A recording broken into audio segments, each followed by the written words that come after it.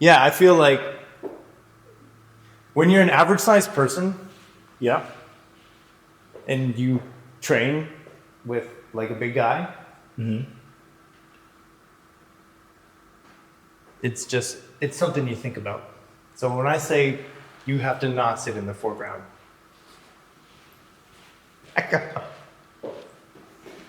You really are. okay, we'll do like, you know, in the movie Elf, where they make him look. Yeah. They actually filmed that in like an ice skating rink, and they put him like way forward because all the other actors are like regular size. Yeah.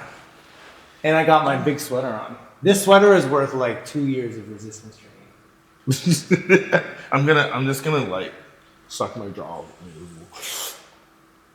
But it's funny. But that, like, I feel like that's a real thing, and I've been on both sides of this, where I've been told that I'm too intimidating, I'm too tall, I stand up too straight, I look like I'm too white and too bald, like I look like a cop. Like I look like a cop, and I resting bitch face. And then I've also been told like too sensitive, like you blending into the background. I'm like, man, like, so it's all, I mean, context is everything. Oh, yeah. And like when I played rugby, I was kind of one of the smaller guys. You're gonna be the villain in somebody's story. Somebody's story, you're gonna be the worst person ever, and somebody's story, you're gonna be the greatest person ever.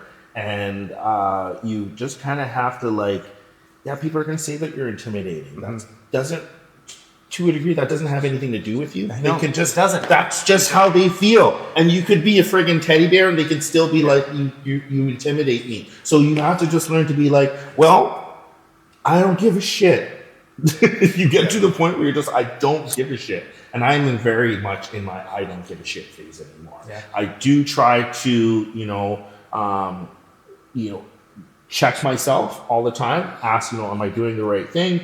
Is this how I would want to be treated? Do I think I was fair? And if I can honestly, down to the core, answer that and say yes, is there an opportunity to learn? Yeah, but I'm also just not going to let your feelings dictate how I feel for the rest of the day and feel like, oh, I'm a shitty person, or I'm intimidating, or I'm too sensitive. No, I don't care. Good. Anymore.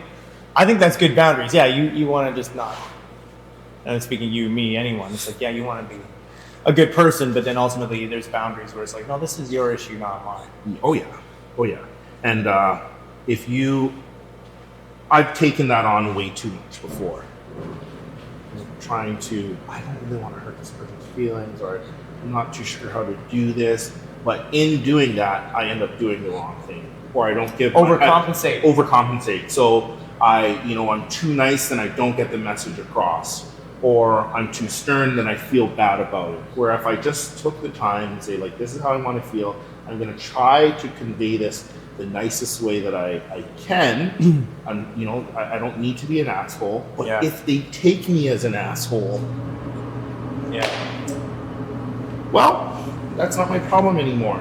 No, certainly if you're being that conscientious and like you're a skilled coach, I would say so when I'm coming here, I think that's my issue. Like if I feel insecure, that's my issue. And honestly, it gave me, I wouldn't say it gave me pause, but it's certainly something to think about. It's like, Amari's my friend. He doesn't care like how big and strong I am.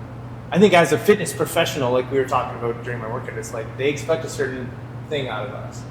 Yeah. So with nutrition, they expect me to have my nutrition perfect all the time, to the point where they are intimidated socially. Like people that I run to a party, they're intimidated socially, and I'm like, are you kidding me? Like, I just literally had McDonald's today. Yeah. Relax. Same. We talk about drinking, and I'm like, people think, oh, you don't drink. I'm like, no, I have drinks all the time.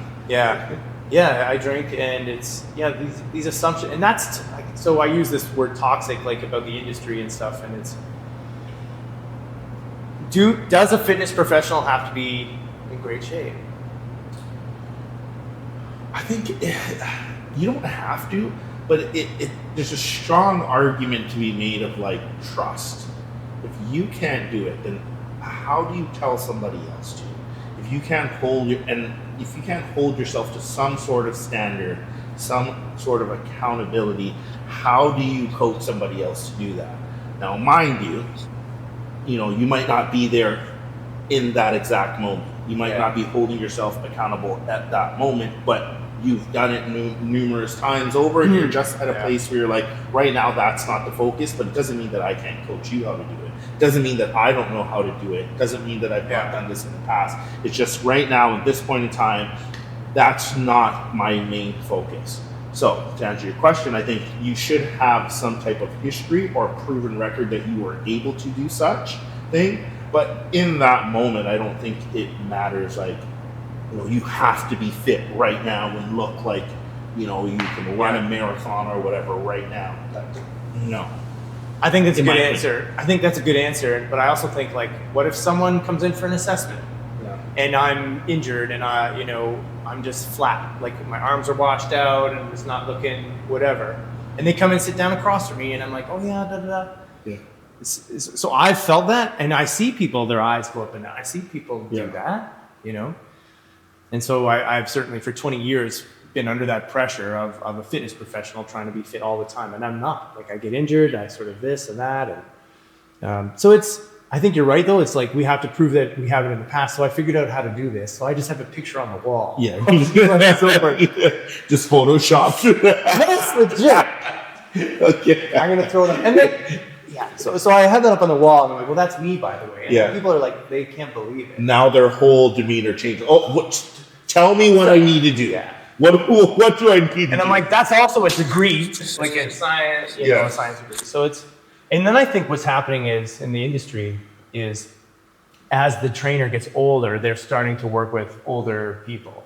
And I don't get a lot of 27-year-old guys in my roster anymore. They don't approach me. Yeah.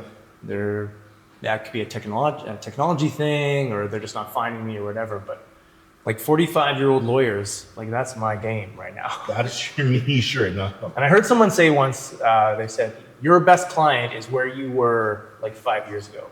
You said that? Yeah. Yeah. That's it. That's who I need. I knew it was a wise man. Yeah. You said that. Yeah. I've been saying that. Have you? Yeah, I've been saying that. That's the person you're going to be able to relate to the most, because you knew exactly what they were going through. Huh. Cool. Yeah.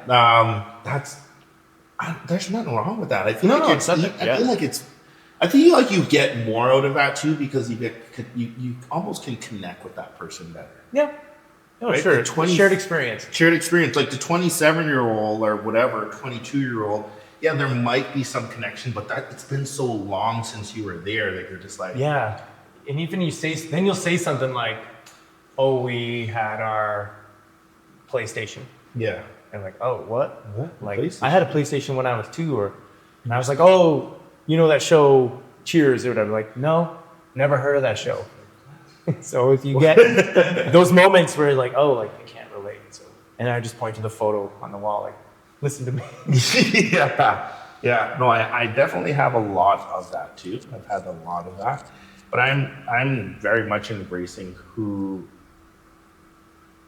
I think I can help that person a lot more now. Like the person that's closer to where I was, because I can connect better. Even some of the stuff that I do with training now too is like, sometimes I'm doing stuff to just remember what that feels like.